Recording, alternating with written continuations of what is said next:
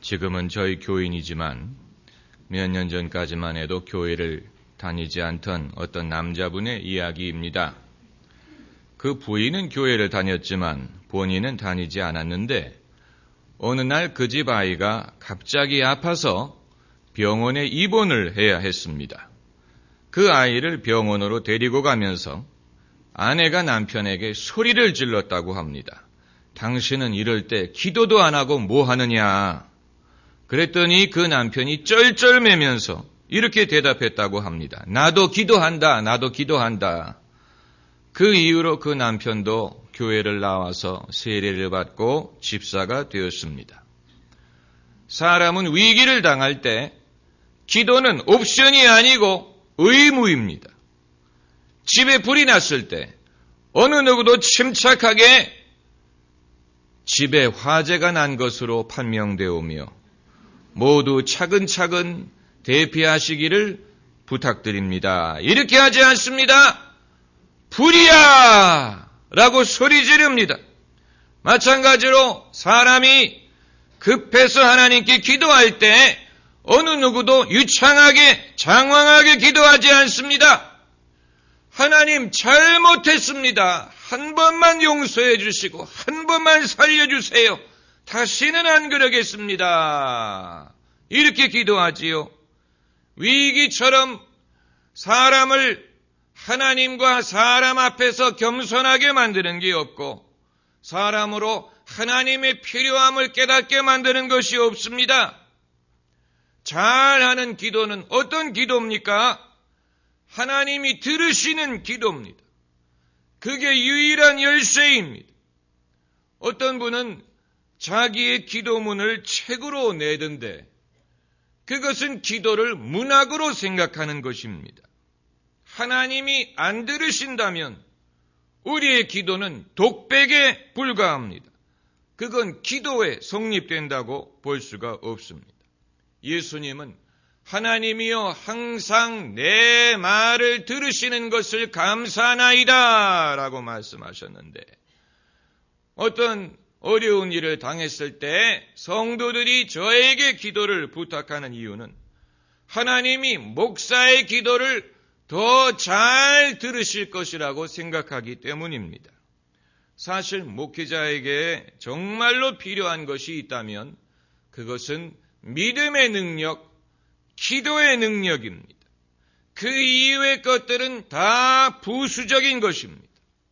요즘에는 목사가 학벌도 좋고 교양도 갖추고 생기기도 잘 생기기를 원하는 것 같습니다만 그것은 있어도 그만 없어도 그만이 더 중요한 것은 하나님을 아는 사람이요.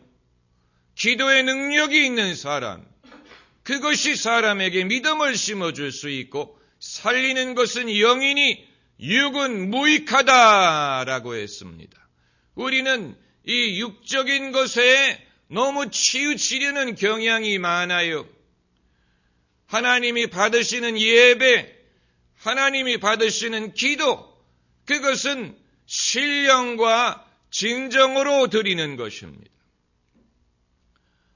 교인들이 대표 기도를 할 때마다 목회자를 위해서 기도하는 것은 성령의 능력을 더해달라 이렇게 하면서 정작 우리가 신앙에 대해서 생각할 때는 외적으로 나타나는 것에 신경을 쓰는 경우가 많습니다.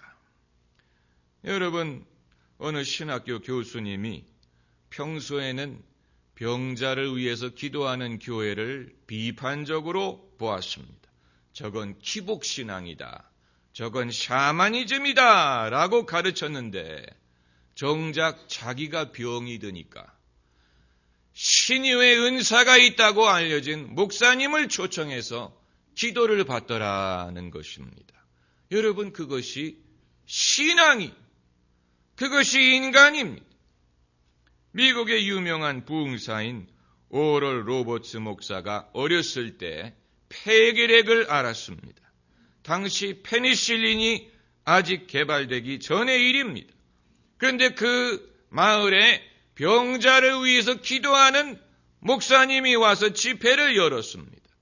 오럴 로버츠의 누나가 그를 데리고 집회에 가서 안수기도를 받게 했습니다. 그리고 나았어요.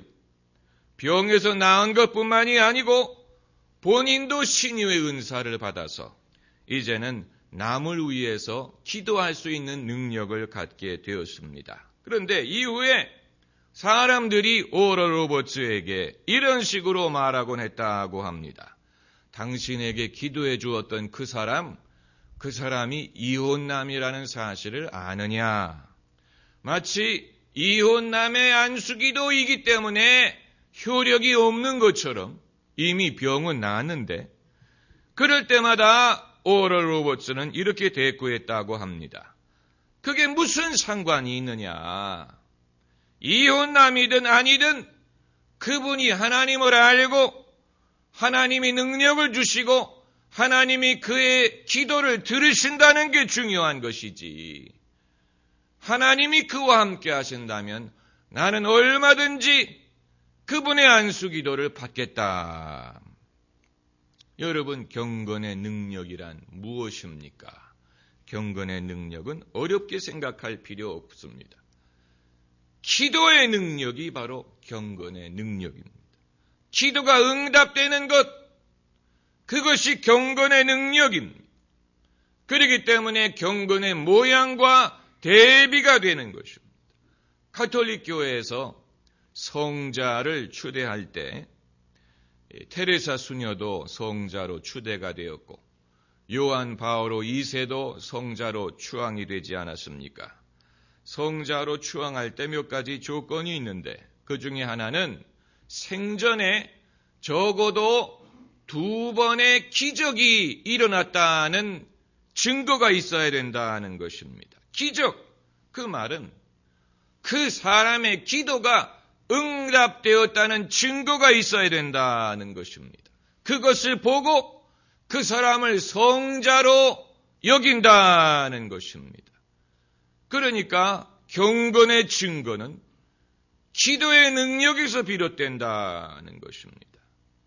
오늘 본문에서 우리는 경건의 모양과 경건의 능력의 차이를 보게 되는데 경건의 모양 그리고 경건의 능력, 게하시는 엘리사 선지자의 수종되는 사람입니다.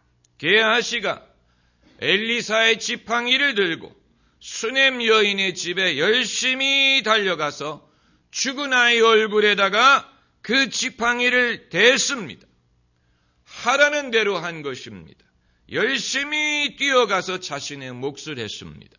그런데 아무런 효과가 없어요.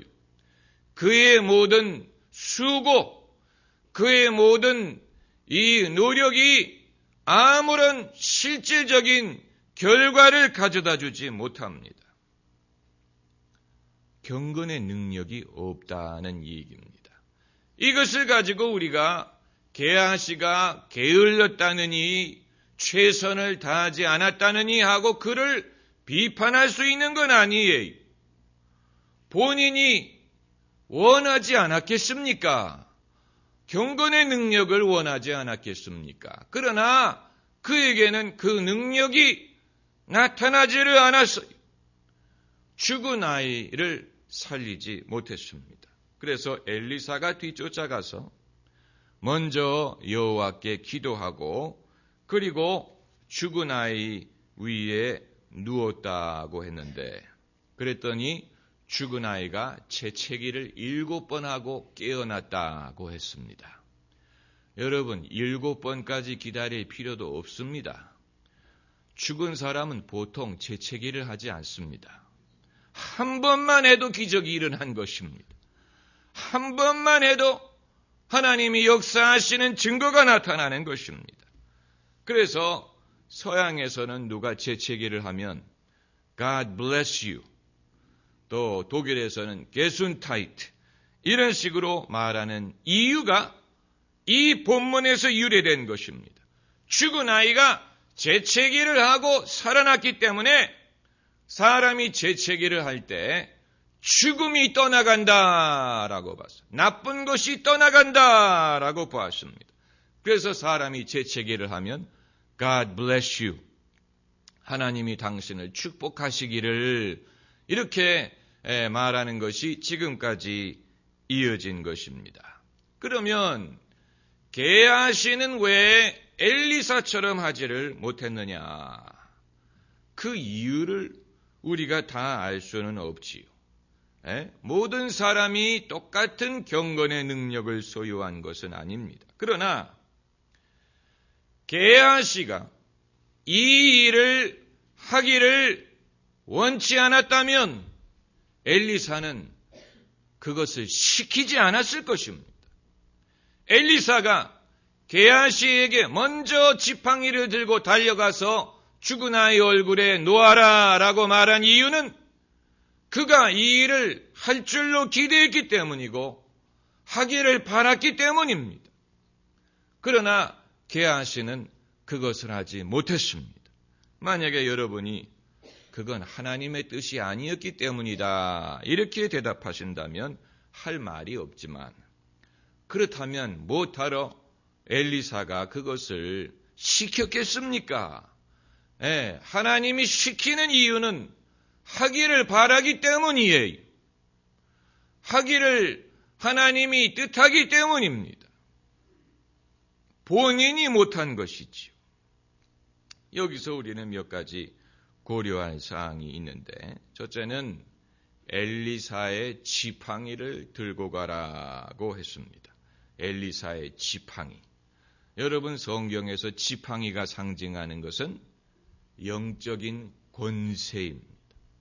그래서 하나님이 모세에게 지팡이를 들고 기적을 행하라고 하셨습니다. 모세가 지팡이를 가지고 홍해를 갈랐고, 이스라엘이 아말렉과 싸울 때 모세가 산에 올라가서 지팡이를 손에 들고 팔을 들고 있었어요.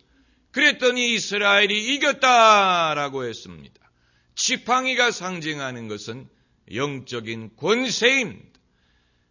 엘리사가 게하시에게 자신의 지팡이를 주어 보낸 것은 영적인 권세를 그에게 부여하고자 한 것입니다. 왜 우리가 성령을 받아야 됩니까? 사도행전 1장 8절에 성령이 너희에게 임하시면 너희가 권능을 받고 라고 했습니다. 권능, 헬라어로는 엑수시아라는 말인데, 권능은 authority, 파워와는 구별이 되는 개념입니다.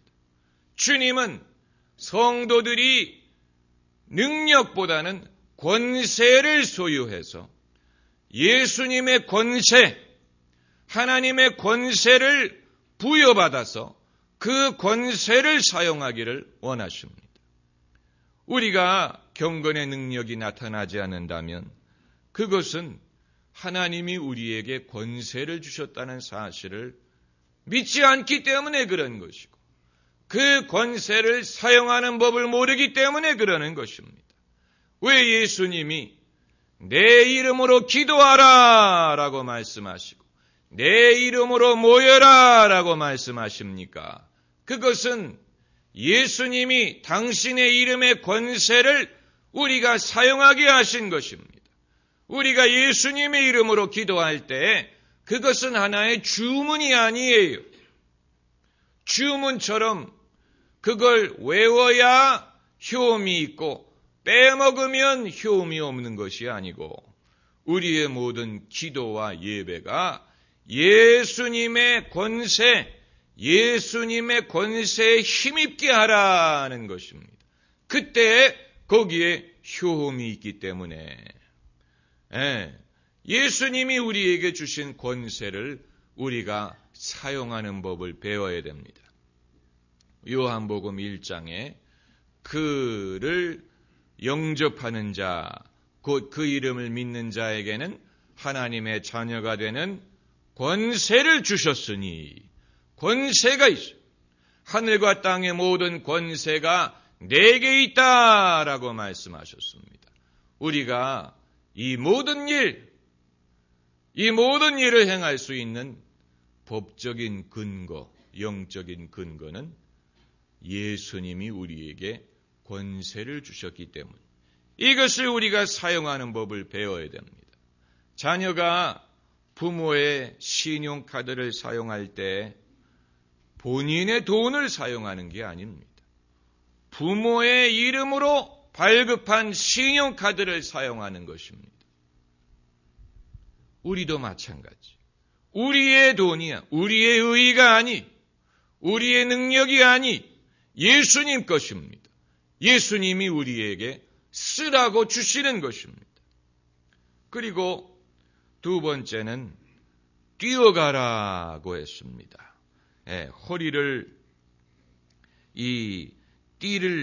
허리를 묶고라는 말은 서둘러 가라는 말입니다. 여러분, 믿음은 즉각적인 순종을 요구합니다.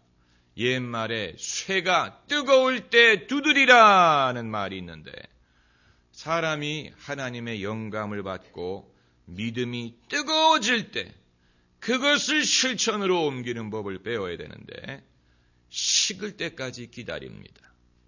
그래서 의심이 들어오고 온갖 시험이 들어오도록 방치를 해버리니까 그 믿음이 그를 위하여 유익하지 못합니다. 우리는 하나님이 영감을 주실 때, 우리에게 어떤 비전을 주실 때, 믿음을 뜨겁게 하실 때, 기름 부음을 주실 때 그것을 즉시 실천으로 옮기는 법을 배워야죠. 그거 식어지게 내버려두면 그 능력이 다 떠나갑니다. 그렇기 때문에 게하시에게 서둘러 가라고 말한 것입니다. 서둘러 가라. 그리고 세 번째는 가다가 사람을 만나거든 인사하지 말며 사람이 내게 인사할지라도 대답하지 말라. 여러분, 전투지에서는 지휘관이 부하들에게 격려를 받지 않습니다. 전투지에서는 상관에게 격려하면 안 됩니다. 왜 그런지 아세요? 먼 데서 적군이 보고 격려받는 사람이 지휘관인 것을 알고 저격총으로 쏴 죽이기 때문에 전투지에서는 격려하면 안 됩니다. 그런데 더 중요한 것은 전투지에서는 서로 격려하고 그럴 여유가 없어요. 거기서 무슨 상하를 따지고 그럽니까? 전쟁하느라고 바쁜데, 마찬가지로 하나님의 일을 맡아서 가는데 사람들 만나서 서로 인사하고 수다 떨고 요즘은 이렇고 저렇고 그런 거 하다가 하나님이 주신 기름 부음 다 빼앗깁니다. 다 잃어버립니다. 우리는 너무 사람의 눈치를 보고 사람의 예절을 따지고 이런 거 신경 쓰느라고 하나님이 주시는 능력을 다 소진해버립니다. 영적인 주도권을 상실해버립니다. 그래서는 안 됩니다. 그래서 저도 예배 시작하기 전에는 교인들 상담하지도 않고 대화하지도 않고 인사도 안 받습니다. 그리고 저희 부교육자들에게도 예배 시작 전에는 저에게 인사도 하지 말라. 왜냐하면 인사하면 인사를 받아야 되거든요. 그럴 때 그때는 사람 인사하는 시간이 아니고 하나님의 말씀에 귀를 기울이는 시간. 그리스도인들이 하나님의 능력을 받는 것도 중요하지만 그것을 간직하는 것도 배워야 됩니다. 여기에 너무 서투러요. 사람 눈치 보고 사람 배려하다가 하나님이 주시는 영감, 능력 이런 거를 다 소진해버리는 경우가 많습니다. 그렇기 때문에 엘리사가 게하시에게 가다가 사람 만나거든 인사하지 말며 사람이 내게 인사할지라도 대답하지 말라. 급하다 하는 것. 급하다. 사람 만나고 대화할 시간 없다. 그러다가 하나님이 너에게 주신 능력 다 잃어버린다. 영적인 주도권을 상실해버린다라는 것입니다. 여러분, 영적인 주도권이라는 것은 참 중요합니다. 영적인 주도권, 이니셔티브. 이것을 우리가 갖고 우리가 무엇을 할 때 하나님이 지금 나와 함께 하신다. 하나님이 지금 나를 통해 역사하신다라는 확신이 있어야지. 그게 아니고 세상 일, 사람 일에 파묻혀서 거기에 신경 쓰게 되면 그때는 우리가 믿음으로 행하는 것이 아닙니다. 경건의 모양은 있을지 모르지만 경건의 능력은 다 잃어버리는 것입니다. 미국의 케네스 코플란드란 목사님이 텍사스의 한 교회에 집회를 인도하러 갔습니다. 그래서 그 교회가 평소에 하는 대로 성가대가 성가를 부르고 그리고 강사가 나와서 설교를 하게 돼 있는데 코플란드 목사님이 설교를 하러 강대상에 나와가지고 첫 마디가 성가대를 가르치면서 다시는 그런 노래 부르지 말라 그러더래요. 사람들이 깜짝 놀라지요. 그리고 와, 저 성가대가 시험에 들겠다. 저 목사님은 어떻게 첫 마디가 저런 말씀이냐 그랬는데 코플란드 목사님은 영적으로 분별을 한 것입니다. 그 성가대의 성가가 듣기는 좋을지 모르지만 내용이 비성서적이고 반믿음적이고 사람들의 믿음을 방해하는 그런 내용이라고 판단을 했기 때문에 하나님이 역사하시는 것을 돕는 것이 아니고 오히려 방해가 된다고 판단을 한 것입니다. 그래서 다시는 그런 노래를 부르지 말아라 라고 말한 것입니다. 여러분, 이것은 영적으로 분별하는 사람의 모습입니다. 여러분, 우리 모두 이와 같은 분별하는 법을 배워야 됩니다. 우리 삶에 믿음의 능력을 막는 일들이 너무 많아요. 기운을 빼앗습니다. 마치 가시밭에 떨어진 씨가 열매를 맺지 못하는 것처럼 우리의 믿음, 하나님이 주신 말씀의 기운을 빼앗는 것들이 많이 있습니다. 그렇기 때문에 경건의 모양은 가지실 수 있을지 모르지만 경건의 능력은 벌써 옛날에 상실해버린 경우가 많습니다. 여러분, 우리는 경건의 능력을 소유해야 됩니다. 불신자든 세상이든 우리의 지도를 부탁하는 사람, 우리의 도움을 부탁하는 사람이 우리에게 바라는 것은 단 한 가지입니다. 경건의 능력. 경건의 능력, 그것은 우리의 의무입니다.